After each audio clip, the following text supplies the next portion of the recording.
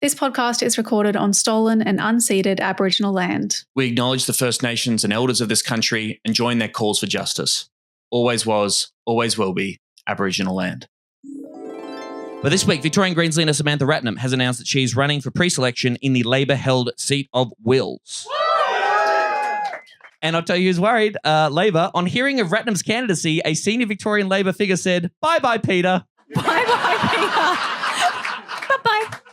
Who are these sources? I know. Why would you go to the media? And a journalist going, do you have any comment on that? And they say, bye-bye, Peter.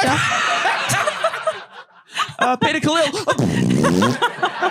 Bonus content. Yes, everyone. Hello, it's me, Tom Ballard here. Emerald is off, and I am delighted to be joined by a very special guest. This is another Meet the Candidate bonus ep. Actually, in the election now, it has actually been called, and we are chatting to someone returning to the show. We've spoken to her on Serious Danger before. She used to be the leader of the Victorian Greens. Now she's a bloody candidate for the federal seat of Wills in Melbourne's north. Hello, Sam Ratnam. Welcome back. Hello, Tom, and hi, everyone watching and listening. Great to be back. So good to have you. It's on, baby. We're recording this on the day when the election has actually been called. You, of course, you've been campaigning for about, 10 years or something like at this point for Wills. Roundabout. It's been a while. I mean, I guess, what are you doing today? What happens on a day when you're a candidate in a chance where the Greens really could win this seat, big high-profile seat for the party, for Wills? This is our white whale. What happens for you on the day that the federal election is actually finally called? Well, talking to you, of course, Tom. Obviously a priority. Yes. Absolutely. And so lots of communication to get out. Our team has been readying for this moment for a while now. We've been kind of formally campaigning for over a year, but building in this area for many, many years. Yeah. And, I stand on the shoulders of incredible campaigners for the Greens and the broader movement over decades to build to this point where we're within, reach of turning Wills green for the very first time. So there's a lot of things that happen on a day like this. There's door knockers going out. There's lots of communications to be had and getting ready for what is going to be a very exciting next 5 weeks. Yay. All right, just maybe for listeners, can you take us through that decision again? This is sort of April 2024, I think, is when it was all announced. I think we were doing a live show actually during the Comedy Festival last year when the news was kind of coming through that you were putting your hands up to be the Greens candidate for Wills. That, of course, would mean that you had to step down from state politics and as the leader of the Victorian Greens. Can you just tell us a little bit more about making that call and deciding to throw your hat into the ring for Wills? It was a very considered decision and a decision that I didn't make alone. I made with a number of teams. Firstly, my state MPs team. So, I was in the Victorian Parliament for 7 years and I went to them first to talk about what the implications would be, but got lots and lots of support from them. My branch, of course, my family, and, thought about what's on the line at this election. And what really made me think and know that I had to put my hand up was just looking at what's happening in the world, talking to people who are struggling with the cost of living, renters really feeling insecurity that we haven't seen before for decades, if ever. What's happening in Palestine, what's happening with climate change in our environment, just so much is on the line. There's so much at stake. And I think, it's time just to act with this urgency. So in the end, as much as it was a very considered decision and I talked to as many people as I possibly could and made sure that we had everything in place for that transition, it didn't feel like a risk at all. It actually felt like a responsibility. And I think we all have a role now, to put ourselves in there to take action because those issues that our community and our planet are facing just can't wait for us to, wait any longer on the sidelines. It's a little bit of a personal risk, isn't it? I mean, I really want you to win, Sam Ratnam, but if, perchance, you're not fortunate enough to break through this time, you're like unemployed. You got nothing. You have a job, man. You got to be on the street. I will find lots of ways to keep agitating and, trying to create change in lots of different ways. So, there are times when you've just got to put everything on the line. And this is one of those times. Bloody oath. Good on you. Okay. So the seat of Wills, let's talk about it. This is Bob Hawke's old seat. It is, broadly been considered a Labor stronghold for a very long time. It is, of course, made up of parts of Melbourne that for generations or for a very long time indeed would be described as working class suburbs. That's changed a lot. You would have to say there's a fair bit of gentrification going on, or just the changing nature of the city means that suburbs like Brunswick and other suburbs around the inner north of Melbourne have certainly changed in character and class makeup, basically. But this has always been a target for the Greens for a long time, right? Like we have the state seat of Brunswick, which falls within right. Wills. Is that right? Have I That's got that right. That's Yep. right. And then also maybe just tell us a little bit about your connection to the area as well, both before you came into state politics and since. I moved into the area over 15 years ago, and I knew as soon as I moved into the area that this was going to be my home, and I never wanted to leave. I just loved the welcoming, generous community and, all the incredible activism and social environmental change that was seated in this area, actually. And then I wanted to get more politically involved. I joined the Greens and took my hand up for local government, got elected in 2012 to what was Moreland Council, is now Marybeck Council. Was elected the first Greens mayor a few years later. And I also put my hand up in 2016 to run for the seat of Wills, the first time I've contested a federal election at that time. And that was an incredible campaign. We got a 10% swing, not enough to win the seat that time, but we really could sense that this community was open to changing how it voted. And what we're trying to do now is build on all those years of work. We've got 4 incredible Greens councillors at Marybeck Council now doing incredible work. We're knocking on the door of another state seat in Pascoe Vale. We came within touching distance at the last state election and have, of course, Tim Reid in the state seat of Brunswick. So we've been building and building and building, and that's why we're really hopeful we can turn it Greens for the first time. Yeah. Well, there's been this redistribution, which is good for the Greens, you'd have to say. But yeah, sort of looking in 2022, the southern corner of the seat is around the Brunswick area. Those are the kind of booths where the Greens were winning and coming ahead in 2022. And then as you move further north into suburbs like Pascoe Vale and Hadfield, those are more traditionally working class areas where Labor is hanging on. But we've had a redistribution going into 2025, which basically halves the projected two-party preferred in Labor's favour. Is that right? That's right. So on paper, the margin has halved, like you said, Tom. We picked up North Fitzroy and North Carlton and lost a little bit of the west part of Glenroy. Right. I think beyond that, though, what we found, we've been doing a lot of door knocking for over a year now. We've door knocked over 50,000 doors now. So we're getting all this feedback from the community. And one thing that I have really noticed, having campaigned in this area for over a decade, is people are much more open to change and much less wedded to the major parties. So that loyalty is really changing, and a lot of people feel really let down, and they see those major parties as more similar than different now. And so they're much more open to a message that, nothing changes if nothing changes, and we're going to get more of the same if we keep voting for those same 2 parties. And it's time to try something different. Yeah, so in 2022, it was, 58-41 to Labor's favour in the two-party preferred. Sarah Jefford was our candidate, fantastic campaigner. That's right. On a whole bunch of fronts. We had her in 2022 on our candidate bonus episodes when we were talking to candidates back then. So yes, the primary was 26.3% with Sarah, but then again with the redistribution, it's probably looking a little bit better. But yes, Peter Khalil is I won't say enemy, your opponent, the current sitting member who you were trying to unseat. He's an interesting character, a bit of a national security background, quite famous for a tweet in which he said that, hey, everyone, you'll be pleasantly surprised once Labor gets in because we'll increase unemployment benefits. That did not turn out to be the case. We were not pleasantly surprised. And has also in recent times been nominated as the Special Envoy for Social Cohesion. Is that right? That's right. So, yes, I don't know. The vibe I get from some candidates is they don't like talking too much about their political opponents. But, this is the reality. This is the guy you're campaigning against. This is the guy you need to contrast against. How are you campaigning against Peter Khalil? What's the perception, perhaps, from the voters of Wills for their local member and Mr. Khalil and his time in office so far? Well, a lot of people are telling us they feel really let down by Labor. So when Labor came into power in 2022, I think people felt like there was a promise that things were going to be different after many years of the Conservatives in power. And they've been hoping that change was around the corner. But for a lot of people, they're telling us they feel like things have actually got worse. We're on the precipice of runaway climate change and we've got to stop new coal and gas. Yet Labor has opened up over 30 new coal and gas mines in the last few years alone. Look at what they've done with those environmental laws, shelved strengthening our environmental laws, and on the last day of the Parliament made those environmental laws even weaker, pushing threatened species to the brink of extinction. People feel really let down by that. Cost of living has really impacted people. That's the number one issue people talk to us about. whether it's supermarket prices, whether it's going to the GP, let alone ever thinking of being able to afford to go to the dentist. We're pushing for Dentacare into Medicare.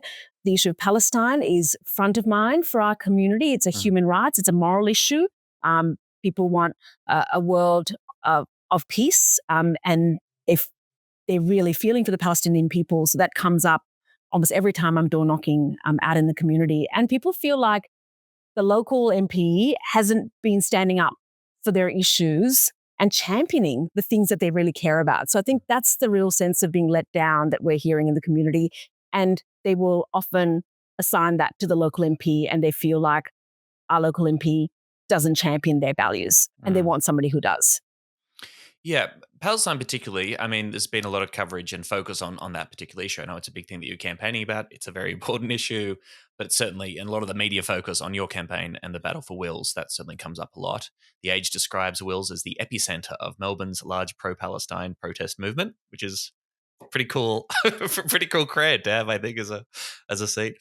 What's going on there? Like, how large is the Muslim community in wills? And yes, and just how frequently and how front of mind is Yes. the plight of Gaza and what's happening with Australia's relationship to Israel in this conflict coming up for you? Yeah, it's a very good question, Tom. I'll never forget the first time I went door knocking many, many months ago in Fawkner for this election. And the first conversation I had was with someone who was a little bit busy, and they said, "Oh, thanks for coming to the door. You can leave your pamphlet there. I just want to let you know I've always voted Labor, but this time I'm voting Green on Palestine." And those conversations have only continued and only increased in frequency and intensity over the months since that we've been door knocking. The Muslim community makes up about 10% of our community here. It's felt deeply within the Muslim community who are telling me how betrayed they feel, like it's horrific what is happening. They're looking daily at the carnage, the loss of civilian life, the destruction of hospitals and like entire sets of infrastructure in Gaza, and they feel like Labor's wringing its hands, saying, "Oh, sorry, we don't have a role, and we don't have a role on the international stage as like a good global citizen." And they don't feel our local member has stood up enough for that angst and pain that they're feeling and the grief that they're feeling. So it's coming up in those communities, but it's also coming up in the wider community. There are people who have championed peace. They've been part of the peace movement for decades on end.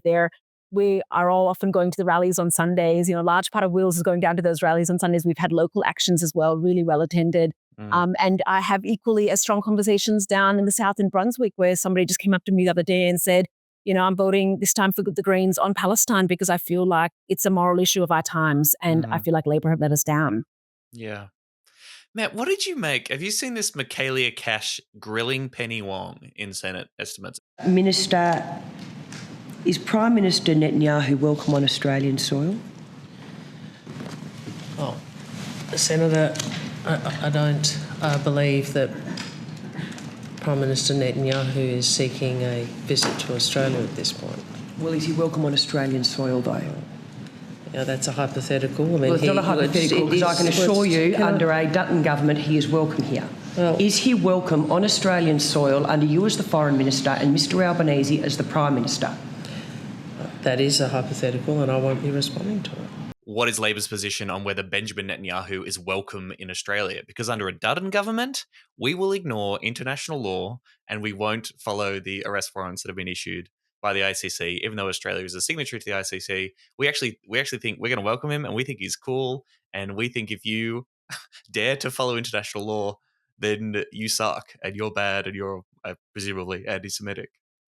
And then Penny Wong sort of saying, well, we'd follow international law, but not exactly giving a full-throated defense to the idea that, yes, we should absolutely uphold our obligations under our arrangements with the ICC. If Benjamin Netanyahu were to come to this country, he should be arrested because that's how international law is supposed to work.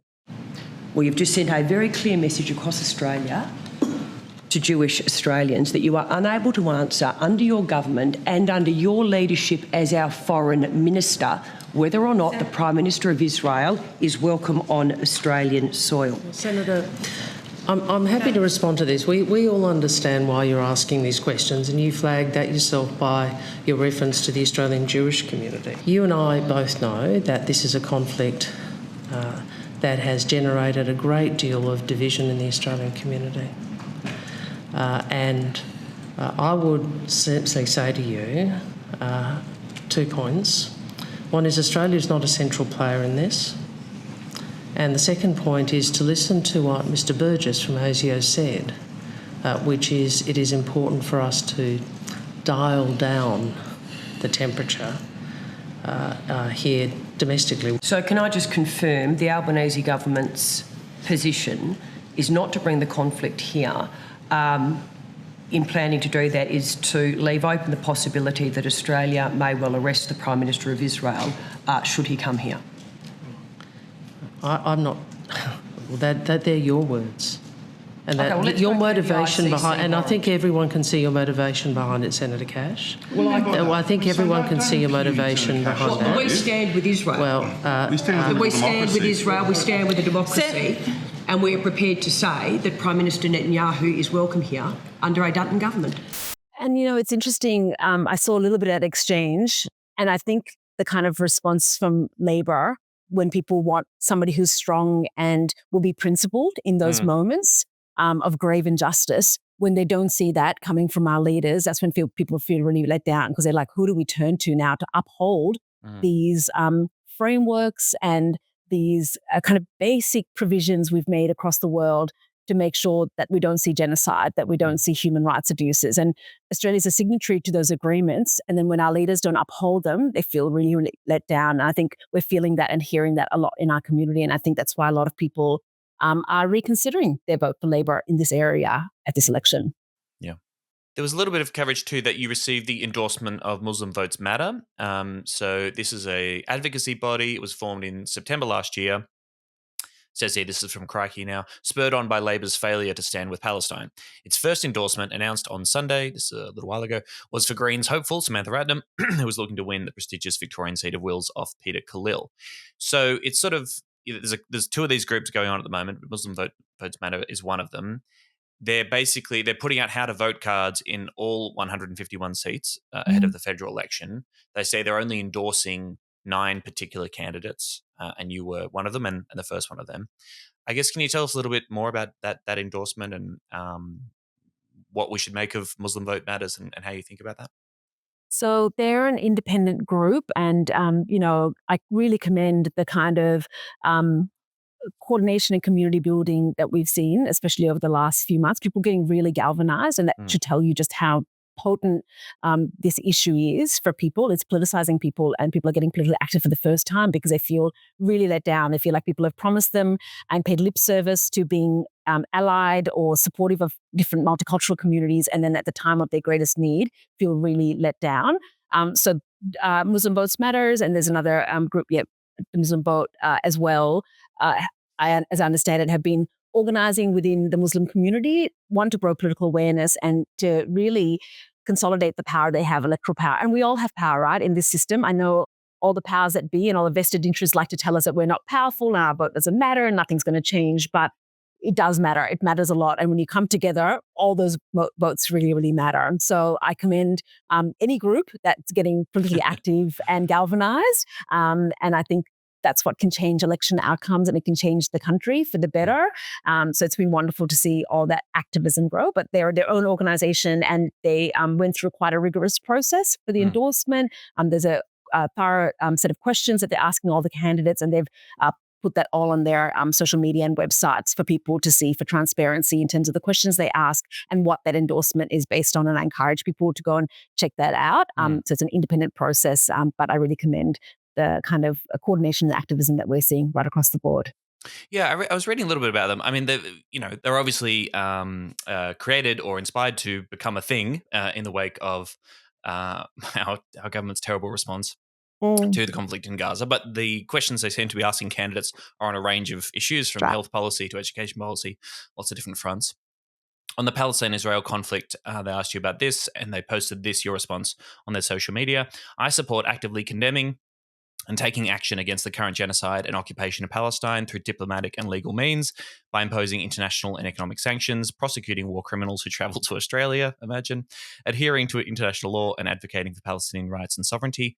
I'll also support the Treasury Laws Amendment divesting from a legal Israeli settlements bill in 2024. So on that particular question, that was your response they put out there.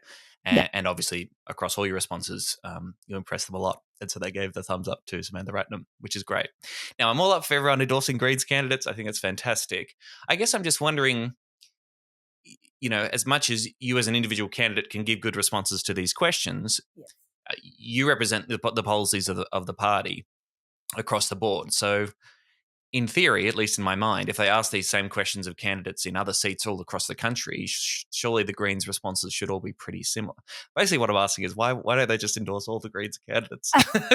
It's a good question. Probably a question that you have to ask them. I could ask them, I guess, I also think that they're really focusing on the seats where the community can really influence make a the difference. outcome. And Wills is one of the closest seats between Labor and the Greens. The contest is between Labor and the Greens. The Liberals can't win here. Their vote's just too low. Yep. So my understanding is they're focusing on a number of seats. They're going to, I think, issue advice for all the seats. But I think in terms of the endorsements, again, you'll speak to them more directly about it for more information. But I understand they're really focusing on those seats where the margins are so slim and the community can really exercise a really strong influence. Because, what the community has been telling me is that they feel really taken for granted for a long time. So what's happened in Palestine, has been galvanizing in some way, but it's come on the back of years and years of neglect of what's been happening to the community, the rise of Islamophobia, the other forms of discrimination they face. We've got politicians who pay lip service to multiculturalism. They come to all our community events, and I'm from the diverse migrant community myself. But when push comes to shove and you really need those politicians to stand by you, when you're facing grave injustice, to see them go quiet and missing in action is a real betrayal. So that's what the Muslim community are telling me they're feeling right now. Yeah. And a lot of multicultural communities are telling me that they feel the same on a number of other issues. And sometimes there are just these moments where you just, you can really see people for who they are. They've told you who they are. And I think this is one of those moments. Yeah, which is so important. And we saw that in the UK election last night. I don't know if you followed that closely, but you saw seats. The UK Labour Party is like, Muslim vote, that's a lock. That's easy. We don't have to do anything for that. Who else are they going to go to? The Tories? Come on. Something as horrific as the Israel-Gaza conflict comes up, Labour shows them who they are and where their priorities are and how prepared they are to stand up for what's right and for that community and for oppressed people across the world. They fumble the ball. They take those communities for granted. Those communities get organised and say, well, no, why should we vote for you if when the shit really hits the fan and we get to this crossroads, you throw us under the bus, you don't deserve our vote. Yeah, that's right. So very similar sentiment we're picking up here as well as we talk to thousands of people. And I think for anyone who's gone down to any of the pro-Palestine rallies right across the country, we've had a really significant movement here in Victoria with weekly rallies for over a year. It's made up of a whole range of people from all different backgrounds, but see, this what's happened for what it is, which is it's a moral human rights issue. And if they can do this to the Palestinians, all our governments across the world, who's next? And I think it's a really important time for solidarity. And it's been really warming to see so many communities working together on behalf of the Palestinians, but on behalf of everyone who's experiencing discrimination or oppression or genocide in this case. Yes, including the members of the Jewish community. As always, right. We like to acknowledge there are remarkable people who, in the fate of huge amount of criticism from within their own community, continue to stand up for human rights and call out Israel for their actions. I think there's a whole bunch of Jewish groups that recently came out in favor of sanctions. I think in Australia, which is great to see. Yes. Okay, well, you've got my vote if I was living in Wills, Samantha Ratnam. Thanks, Tom. You've got the Tom Allard endorsement, which is very important. The serious danger bump. This is going to be huge. We've got, I can't do the maths from when we come out, but May 3rd is election day. That's where it's happening. What does the Wills campaign look like between now and then? How can people help out if they're in the seat of Wills or nearby? It looks like lots and lots of talking to people, talking to voters. So we've got thousands more doors to knock. There's lots of ways to get involved, and a lot of people are helping us with door knocking or phone calling. There's also ways to help behind the scenes. For some people, they like to do some of the data entry and other kinds of, there's lots of different things to do. There's polling day. We've got to staff all those polling booths. So SamanthaRatnam.com is a place to go. There's an events page which has everything that we've got coming up listed. We'd love to see you out on the doors in our campaign office. And I can tell you the feeling is really hopeful and strong here. And it's incredible to be part of something where a community is getting behind something historic, hopefully. So I encourage people to come down and be part of it. We're doing it together. We really want the whole community to feel like they're part of this change. And that's what we're feeling on the ground right now. Hell yeah. Because we got it's like 5 weeks. It's a shorter campaign. And we got 2 weeks of pre-poll. Is that right? That's right. So 3 weeks till pre-poll opens. And we know a lot of people are voting at pre-poll, more and more. So you get sort of half or less than half doing pre-poll and then half on election day. So pre-poll is also really important. If you can spare some hours of pre-poll, it'd go a long way. Yeah, great. And actually, sorry, last question. I'd be interested in your thoughts on this which comes up a lot, which is, I like the kind of what the Greens are about, but I'm really worried about a Peter Dutton government.